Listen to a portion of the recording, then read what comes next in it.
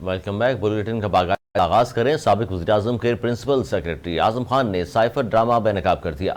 आजम खान ने साइफर से मुतल्लिक अपना बयान रिकॉर्ड कराया है। आजम खान ने अपने बयान 164 के तहत मजिस्ट्रेट के सामने रिकॉर्ड कराया है। आजम खान ने साइफर को एक सोची समझी साजिश करार दिया है। आजम खान का रिकॉर्ड कराए गए बयान में कहना है कि सियासी मकासद के लिए साइफर का ड्रामा रचाया गया। चेयरमैन PTI ने तमाम तर हकायक को छुपाकर साइफर का झूठा और बेबुनियाद बयानिया बनाया। तहरीक अदम एतमाद से बचने के लिए साइफर को बैरूनी साजिश का रंग दिया गया। आजम खान ने रिकॉर्ड कराए गए बयान में कहा है कि चेयरमैन PTI ने साइफर को गलत रंग देकर अवाम का बयानिया बदल दूंगा। बयान में आजम खान ने कहा कि चेयरमैन PTI ने साइफर मुझसे 9 मार्च को ले लिया और बाद में गुम कर दिया। उनका अपने रिकॉर्ड किए गए बयान में मजीद कहना था कि चेयरमैन PTI ने साइफर के ड्रामे के जरिए अवाम में मुल्क की सलामती के इदारों के खिलाफ नफरत का बीज बोया।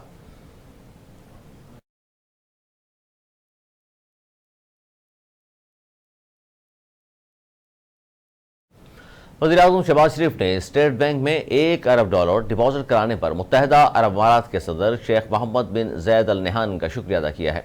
वज़ीर-ए-आज़म ने शेख मोहम्मद बिन ज़ैद अल नहयान को टेलीफोन करके ये भी कहा कि UAE ने मुश्किल वक्त में बर वक्त मदद की, जिससे IMF का स्टैंड बाय एग्रीमेंट तय करने में बड़ी मदद मिली। इस मौके पर वज़ीर-ए-आज़म ने कहा कि पाकिस्तान के अवाम और सियासी क़यादत UAE को इस खैर सगाली का शुक्रिया अदा करते हैं। आपने ज़ाती दिलचस्पी लेकर पाकिस्तान को मुआशी बहरान से निकालने में मदद की।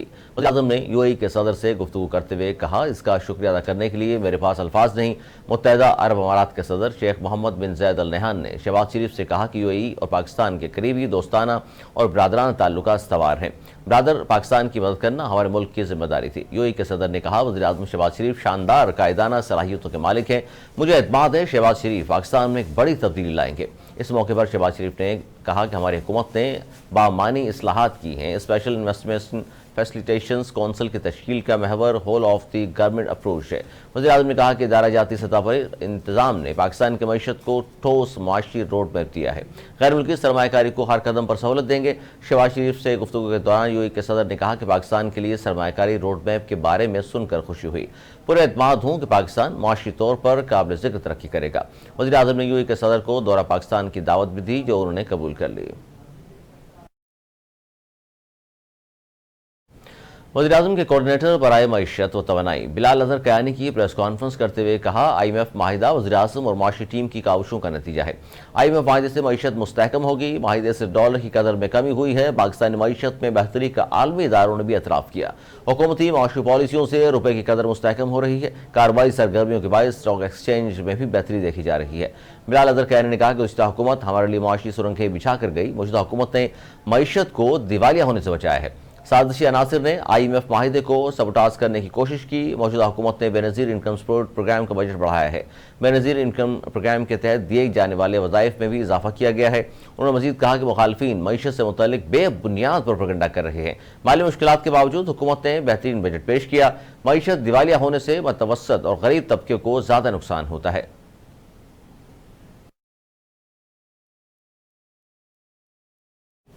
MQM पाकिस्तान के वफ्द की कन्वीनर खालिद मकबूल सिद्दीकी की सरबराही में वज़ीर-ए-आज़म शहबाज शरीफ से मुलाकात हुई।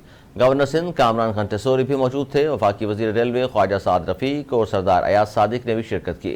मुलाकात में मुल्क की मौजूदा सियासी सूरत हाल पर तफसीली गुफ्तगू हुई। वज़ीर-ए-आज़म शहबाज शरीफ ने निगरान हुकूमत के कमेटी के लिए MQM पाकिस्तान से 3 नाम मांग लिए हैं। MQM पाकिस्तान ने इंतखाबात को नई मरदमशुमारी से मशरूत करार दे दिया। वफाक के दीगर अरकान में डॉक्टर फारूक सत्तार, मुस्तफ़ा कमाल और वफाकी वज़ीर अमीरुल हक शामिल थे।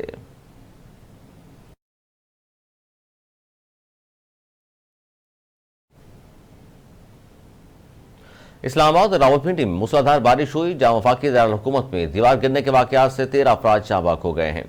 पुलिस के मुताबिक वफाकी दारुल हुकूमत में मूसलाधार बारिश के दौरान पिशावर रोड पर गुलड़ा मोड़ के करीब दीवार गिर गई, जिसके नतीजे में 12 अफराद दीवार के नीचे दबकर जहाँ बाक हो गए।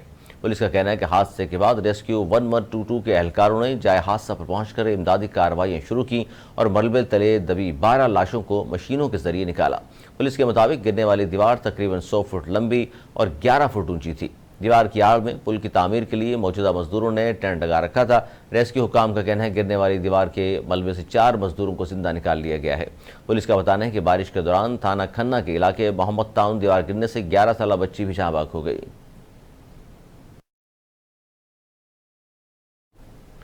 चेयरमैन PTI ने खातून जज ज़ेबा चौधरी को धमकी देने के केस में अदालत में खड़े होकर माफ़ी मांग ली।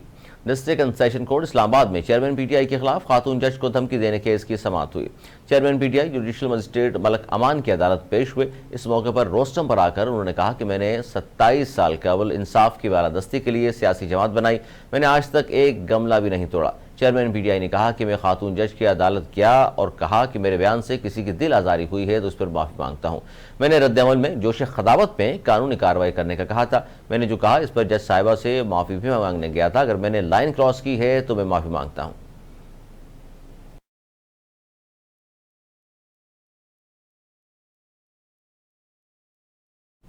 वफाकी वज़ीर दाखिला राना सनाउल्लाह ने कहा है कि 90 दिन का मतलब ये नहीं कि इलेक्शन इसी दिन हो, इंतखाबात 60 या 70 दिन में भी हो सकते हैं। राना सनाउल्लाह ने कहा कि 90 दिन इलेक्शन की आखिरी हद है, मतलब इसके अंदर ही होंगे। उन्होंने कहा कि असम्बलियां तहलील होंगी, तब चारों सूबाई और कौमी असम्बली का इलेक्शन एक दिन होगा। राना सनाउल्लाह ने कहा कि इलेक्शन कराना इलेक्शन कमीशन का काम है। साफ और शफाफ इलेक्शन के लिए एक ऐसा बंदा हो जिस पर सबको एतमाद हो। वज़ीर दाखिला ने कहा कि 9 मई मुल्क की दिफा पर हमला किया गया, इस जत्थे को मुल्क की सियासत में हिस्से लेता नहीं देख रहा। उन्होंने ये भी कहा कि ऐसे बोक्स और कीना रखने वालों को मुल्क की सियासत और इलेक्शन में हिस्सा नहीं लेना चाहिए।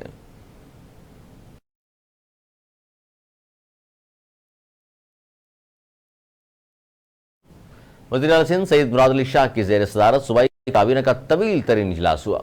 सिंध काबीना ने डायरेक्टरेट ऑफ इकॉनॉमिक्स को बंद करने की मंजूरी दी। वज़ीर आला सिंध ने हिदायत देते हुए डायरेक्टरेट के मुलाजमीन को महकमा खजाना के सरप्लस पोल में रखा जाए। जहां भी असामियाँ खाली हों इन मुलाजमीन को वहां मुकर्रर किया जाए। सिंध काबीना ने सूबाई फाइनेंस कमीशन बनाने की भी मंजूरी दे दी।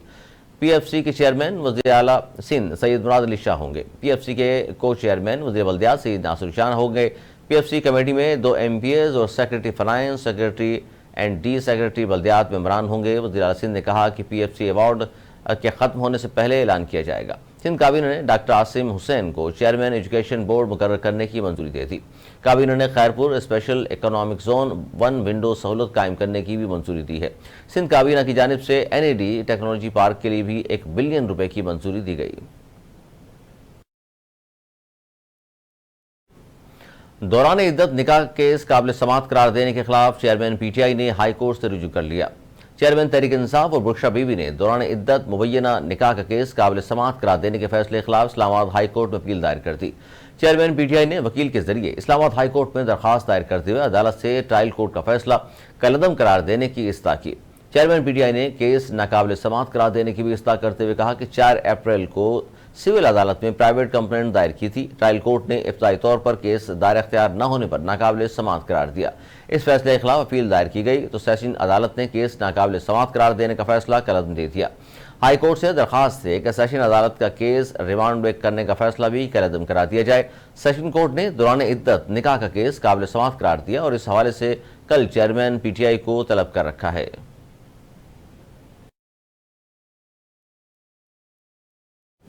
वफाकी वजीर और chairperson Benazir income support programme मोहतरमा शाजिया मरी की वर्ल्ड बैंक रीजनल हेड से मुलाकात तो गुफ्तगू करते हुए वफाकी वजीर व तख़फ़ीफ़ गुरबत समाजी तहफ़्फ़ुज़ शाजिया मरी की यह मुलाकात वर्ल्ड बैंक के हेडक्वार्टर वाशिंगटन DC में हुई।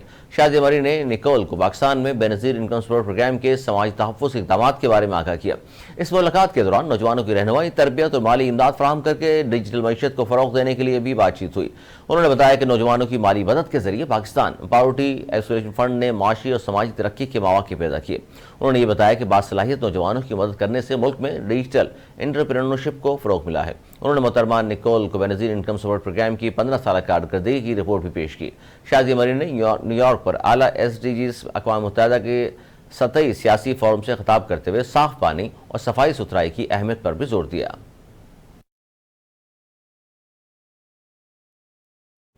साबिक़ वज़ीर-ए-आज़म यूसुफ रज़ा गिलानी ने कहा है कि कश्मीर का फैसला कश्मीरी अवाम की उमंगों के मुताबिक होना चाहिए। बरतानवी पार्लियामेंट के कमेटी रूम में ब्रीफिंग देते हुए उन्होंने कहा कि भारत मकबूजा कश्मीर में इंसानी हुकूक की संगीन खिलाफ वर्जियों में मुलव्विस है। साबिक़ वज़ीर-ए-आज़म की ब्रीफिंग में दर्जनों मेंबरान पार्लियामेंट ने शिरकत की।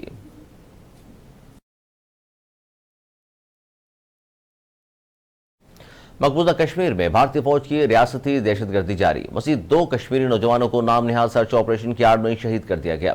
कश्मीरी मीडिया सर्विस के मुताबिक पूंछ के बाद भारतीय फौज ने जिला कपवाड़ा में भी अपनी रिवायती जाहिरियत और रियासती दहशतगर्दी का मुजाहरा किया। दाखिली और खारजी रास्तों को बंद करके घर घर तलाशी ली गई। सर्च ऑपरेशन के दौरान चादर और चारदीवारी के तकद्दुस को पामाल किया गया, घरों में मौजूद खवातीन को हरासा किया गया और एहतजाज करने पर बुजुर्गों को भी तशद्दुद का निशाना बनाया गया, जिससे बच्चे सहम गए। इस दौरान काबिज भारतीय फौज ने एक घर पर अंधाधुन फायरिंग कर दी, जिसके नतीजे में 2 नौजवान शहीद हो गए। नौजवान नहीते थे और मकामी कॉलेज के तालिब इल्म बताए जाते हैं। सऊदी अरब और तुर्किया ने मुख्तलिफ शोबों में बाहमी ताउन के माहितों पर दस्तखत कर दिए। अरब मीडिया के मुताबिक सऊदी शहर जद्दा में सऊदी वलीअहद शहजादा मोहम्मद बिन सलमान और तुर्किया के सदर तैयब उर्दवान के दरमियान मुलाकात हुई, जिनकी मौजूदगी में दोनों ममालिक के दरमियान मुख्तलिफ शोबों में बाहमी ताउन के माहितों पर दस्तखत किए गए। अरब मीडिया का बताना है कि दोनों ममालिक के दरमियान तवानाई, मीडिया, दिफा, इंडस्ट्री, रिसर्च और डेवलपमेंट के शोबों के वाहिदों पर MOUs साइन किए गए। सऊदी वज़ीर दिफा खालिद बिन सलमान ने कहा, वजारत दिफा और हैकर के दरमियान 2 माहिदों पर दस्तखत किए गए हैं, जिसके तहत सऊदी अरब को ड्रोन्स फराहम किए जाएंगे, जिसका मकसद ममलिकत की मुसल्लह अफवाज की तैयारी समेत इसके दिफाई मैन्युफैक्चरिंग सलाहियतों को बढ़ाना है। नए इस्लामी साल के आगाज पर खाना काबा का गिलाफ तब्दील कर दिया गया। गिलाफ काबा की तैयारी पर 2 करोड़ सऊदी रियाल से ज्यादा लागत आई है। गिलाफ काबा की तब्दीली नमाज इशा के बाद शुरू की गई। इस मौके पर काबतुल्लाह के चारों जानिब हिफाजती बैरियर्स लगाए गए।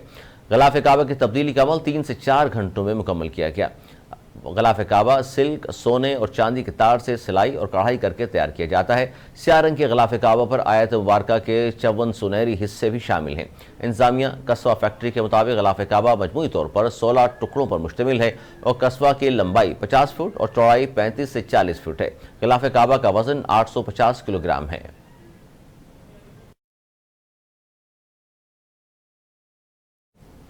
न्यूज़ स्टूडियो से फिलहाल इतना ही। मजीद न्यूज़ अपडेट्स के लिए देखते रहिए उर्दू न्यूज़ नेट।